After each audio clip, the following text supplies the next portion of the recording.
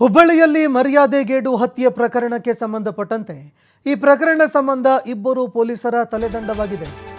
ಹುಬ್ಬಳ್ಳಿ ಗ್ರಾಮೀಣ ಪೊಲೀಸ್ ಠಾಣೆಯ ಇಬ್ಬರನ್ನ ಅಮಾನತು ಮಾಡಿ ಆದೇಶ ಹೊರಡಿಸಲಾಗಿದೆ. ಎಸ್ಪಿ ಗುಂಜನ್ ಆರ್ಯ ಅವರು ಇಬ್ಬರನ್ನ ಅಮಾನತು ಮಾಡಿ ಆದೇಶ ಹೊರಡಿಸಿದ್ದಾರೆ.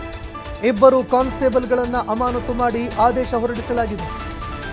ಸಂಗಮೇಶ್ ಸಾಗರ್, ಚಂದ್ರಕಾಂತ್ ರಾಥೋಡ್ ಸಸ್ಪೆಂಡ್ ಆದಂತಹ ಅಧಿಕಾರಿಗಳು. ಈ ಘಟನೆ ಕುರಿತು ಸರಿಯಾಗಿ ಮಾಹಿತಿ ಕೊಟ್ಟಿಲ್ಲ. ಇವರು ಸರಿಯಾಗಿ ಮಾಹಿತಿ ಕೊಡುವಲ್ಲಿ ಈ ಅಧಿಕಾರಿಗಳು ವಿಫಲರಾಗಿದ್ದಾರೆ. ಹೀಗಾಗಿ ಇಬ್ಬರು ಕಾನ್ಸ್ಟೇಬಲ್ಗಳನ್ನು ಸಸ್ಪೆಂಡ್ ಮಾಡಲಾಗಿದೆ. ಭದ್ರತಾ ಲೋಪ ಹಿನ್ನೆಲೆಯಲ್ಲಿ ಇಬ್ಬರು ಕಾನ್ಸ್ಟೇಬಲ್ಗಳನ್ನು ಅಮಾನತು ಮಾಡಲಾಗಿದೆ. ಈ ಪ್ರಕರಣಕ್ಕೆ ಸಂಬಂಧಪಟ್ಟಂತೆ ಸರಿಯಾಗಿ ಮಾಹಿತಿ ಕೊಟ್ಟಿರಲಿಲ್ಲ. ಇಬ್ಬರು ಅಧಿಕಾರಿಗಳ ಹೆಸರು ಕೇಳಿಬರ್ತಾ ಇದೆ. ಸಂಗಮೇಶ್ ಸಾಗರ್, ಚಂದ್ರಕಾಂತ್ ರಾಠೋಡ್ ಅನ್ನುವಂತಹ ಇಬ್ಬರು ಅಧಿಕಾರಿಗಳೇನಿದ್ದಾರೆ, ಈ ಇಬ್ಬರ ವಿರುದ್ಧ ಗಂಭೀರವಾದ ಆರೋಪಗಳು ಕೇಳಿಬರ್ತಾ ಇದೆ. ಈ ಘಟನೆಗೆ ಸಂಬಂಧಪಟ್ಟಂತೆ ಇವರು ಸರಿಯಾಗಿ ಮಾಹಿತಿ ಕೊಡಲಿಲ್ಲ ಅನ್ನುವಂತಹ ಒಂದು ಆರೋಪ ಕೇಳಿಬರ್ತಾ ಇದೆ. ಇಬ್ಬರು ಕರ್ತವ್ಯ ಲೋಪ ಎಸಗಿದ್ದಾರೆ ಅನ್ನುವಂತಹ ಆರೋಪ ಕೇಳಿಬರ್ತಾ ಇದೆ.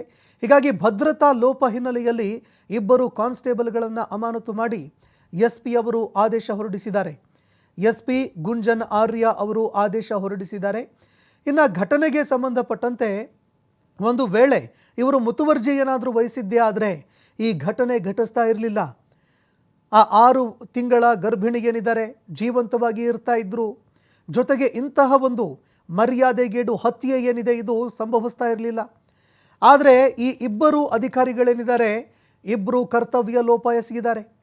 ಇಬ್ಬರು ತಮ್ಮ ಕರ್ತವ್ಯದಲ್ಲಿ ಇದ್ದಂತಹ ಸಂದರ್ಭದಲ್ಲಿ ಸರಿಯಾಗಿ ಮಾಹಿತಿ ಕೊಟ್ಟಿಲ್ಲ ಅನ್ನೋ ಮಾಹಿತಿಗಳು ಲಭ್ಯವಾಗ್ತಾ ಇದೆ. ಹೀಗಾಗಿ ಸರಿಯಾಗಿ ಮಾಹಿತಿ ನೀಡುವಲ್ಲಿ ವಿಫಲವಾಗಿದ್ದಕ್ಕೆ, ಭದ್ರತಾ ಲೋಪ ಎಸಗಿದ್ದಕ್ಕೆ ಇಬ್ಬರು ಕಾನ್ಸ್ಟೇಬಲ್ಗಳನ್ನು ಅಮಾನತು ಮಾಡಿ ಎಸ್ಪಿ ಅವರು ಆದೇಶ ಹೊರಡಿಸಿದ್ದಾರೆ.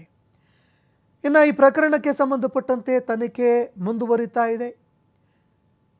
ಮಾನ್ಯಳನ್ನು ಕೊಂದಂತಹ ಅವರ ತಂದೆ ಜೊತೆಗೆ ಇನ್ನಿತರ ಆರೋಪಿಗಳೇನಿದ್ದಾರೆ ಅವರಿಗೆ ಗಲ್ಲು ಶಿಕ್ಷೆಯಾಗಬೇಕು ಅನ್ನುವಂತಹ ಬೇಡಿಕೆ ಇಡ್ತಾ ಇದ್ದಾರೆ.